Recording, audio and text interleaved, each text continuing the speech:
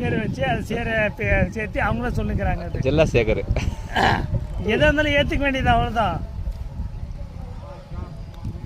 காலில் என்ன கதை உருட்டுற, விஜய் வந்து இப்படி பண்றாரு அப்படி பண்றாரு இதை பண்றாரு அதை பண்றாரு, வந்து ஜாலியாக தான் கொண்டு போனாரு, பரவல் மரல் கொண்டு போனாரு, அதற்கு அந்த மரத்துக்கு கொண்டு போனாரு, டெல்லிக்கு போனாரு, இங்கே போனாரு அங்கே போனாரு, எல்லாத்துக்கும் போனாரு.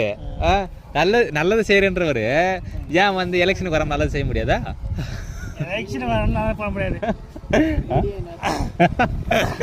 வீடு எனக்கு தேவை எடுக்கிறேன், உனக்கு என்ன தேவை சொல்லு. எனக்கு தேவை எடுக்கிறேன் என்ன மாமா சொல்றது, எனக்கு தேவை வீடியோ எடுக்கிறேன், உனக்கு தேவை என்ன அவ்வளோதான் சொல்லு.